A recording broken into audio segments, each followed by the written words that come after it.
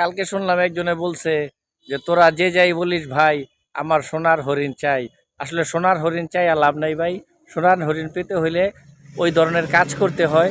কাজ না কইরা আপনি সোনার হরিণ জীবনেও পাইবেন না। যতক্ষণে আশায় থাকেন যে কেউ এসে আপনারা সোনার হরিণ দিয়ে যাইব, এই চিন্তা যদি করেন তাহলে ভুল করবেন। আপনার অবশ্যই সোনার হরিণ পাইতে হইলে ওই ধরনের কাজ করতে হবে এবং নিজেকে আগায় নিতে হবে এবং প্রতিষ্ঠিত করার জন্য যা যা করার দরকার তা তাই করতে হইব।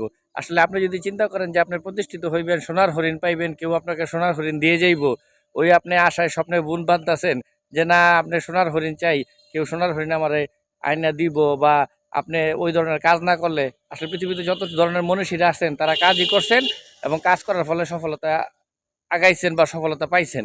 আপনি যদি চিন্তা করেন যে আপনি কাজ না করে সফলতা পাইবেন, তাহলে ভুল ধারণা ভাই, আপনি ভুলের রাজ্যে বসবাস করতেছেন।